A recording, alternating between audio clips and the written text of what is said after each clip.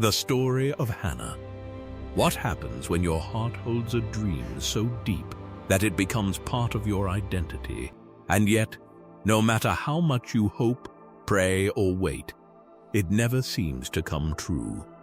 What do you do when life keeps moving forward for everyone else, but for you, it feels like you're standing still?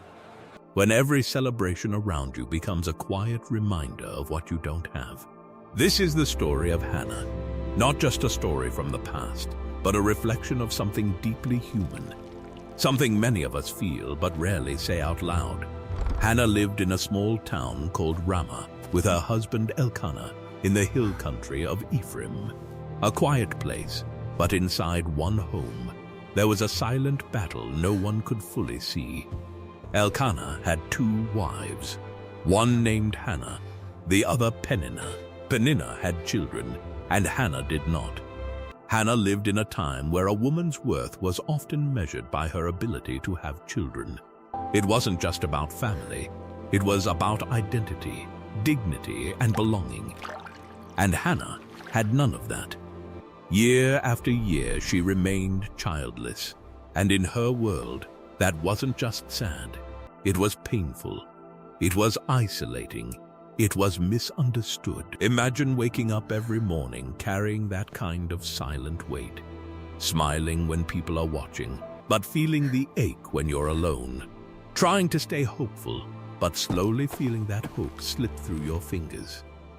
And as if that wasn't enough, Hannah didn't suffer in silence alone. She had someone constantly reminding her of what she lacked. Peninnah didn't let her forget it. She would say things like, "Still nothing, Hannah? Maybe it's just not meant for you. Some of us are chosen to be mothers, others aren't." Or even worse, she didn't always need words. Sometimes it was the way she smiled, the way she held her children a little tighter when Hannah walked in, the kind of quiet cruelty that cuts deeper than shouting. And she used that as a weapon. She mocked Hannah, provoked her, made sure she never forgot her pain. Have you ever had a wound that never quite heals because something or someone keeps touching it? That was Hannah's life. Every year the family would travel to worship God. It was supposed to be a time of peace, of connection, of spiritual renewal. But for Hannah, it became the hardest time of the year. Because even in the presence of God, her pain followed her. Her husband loved her deeply. He saw her worth beyond her situation. He tried to comfort her, even giving her special portions during sacrifices to show she was cherished. But here's the truth. Even the deepest love from another person can't always heal the deepest ache inside. Because some pains are too personal, some desires are too deeply rooted. And slowly that pain began to overflow. One year during their visit to the place of worship, something inside Hannah broke open. She couldn't carry it quietly anymore. She walked into the temple and she poured everything out before God. Not in a calm, composed way, but in raw, honest emotion. She wept, she trembled, her lips moved, but no sound came out. It was the kind of prayer that doesn't need words. Have you ever prayed like that, where you don't even know what to say anymore? Where your heart is so full of emotion that words feel too small? Where all you can do is just feel? That's where Hannah was. And in that moment of complete vulnerability, she made a bold promise. "Lord Almighty, if you will only look on your servant's misery and give her a son, then I will give him to the Lord all the days of his life." 1 Samuel 1:11. She didn't just ask God for a child. She trusted him with the child before he even existed. Think about that for a moment. The one thing she had been longing for. The one thing she had cried over for years. She was willing to release it before she even had it. Why would someone do that? Because her faith had reached a deeper level. She wasn't just asking for a blessing anymore. She was surrendering control. She was saying, God, I trust you more than I trust my own desires. That kind of faith is rare. That kind of faith is powerful. Now, as she prayed, the priest Eli noticed her, but instead of understanding her, he misunderstood her. He thought she was drunk. Isn't that interesting? Sometimes when you're at your most genuine, your most broken, your most real, people don't understand you. They misread your pain. They misjudge your silence. They don't see the depth of what you're going through. But Hannah didn't respond with anger. She simply explained her heart. And in that moment, something shifted. Eli listened, and then he spoke a blessing over her. Go in peace, and may God grant what you have asked. And here's what makes this moment so powerful. Nothing had changed yet. There was no sign, no confirmation, no visible miracle. But Hannah got up, and something inside her was different. The heaviness was gone. The sadness lifted. The Bible says she was no longer downcast. Why? Because she believed she had been heard. Think about that.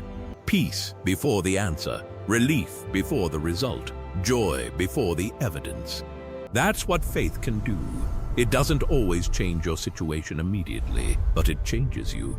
Time passed. Days turned into weeks, weeks into months. And then the miracle came. Hannah became pregnant. After years of waiting, of crying, of hoping, she finally held her answer, a son. She named him Samuel, which means God has heard. Every time she called his name, she was reminded of her journey, of the pain, of the prayer, of the faith, of the moment everything changed. But the story doesn't stop at the miracle. Because receiving something you prayed for is one thing. Honoring your promise is another. It's easy to make promises when you're desperate, but when the blessing arrives, when you finally have what you've been dreaming about, can you still let go? Can you still trust? When Samuel was still very young, Hannah did something extraordinary. She took him back to the temple, the same place where she once stood in tears. Now she stood in gratitude, and she gave her son back to God. She left him there to serve. Can you imagine that moment? Walking away from the very thing you prayed for? Not because you lost it, but because you chose to give it. That's not a weakness. That's strength. That's not a loss. That's trust. Hannah believed that the God who gave her Samuel was more than capable of caring for him, and God honored her faith. Samuel grew up to become one of the greatest prophets in history. He guided a nation. He anointed kings. He played a role in shaping the future of his people. And it all began with a woman who refused to give up, with a prayer that came from the depths of her soul, with a decision to trust even when it hurts. But here's something even more beautiful. God didn't stop with Samuel. He continued to bless Hannah. She had more children, more joy, more fulfillment, more than she could have imagined during her darkest days. Isn't that how life sometimes works? The place that once felt empty becomes full. The heart that once felt broken becomes whole. The story that once felt painful becomes powerful.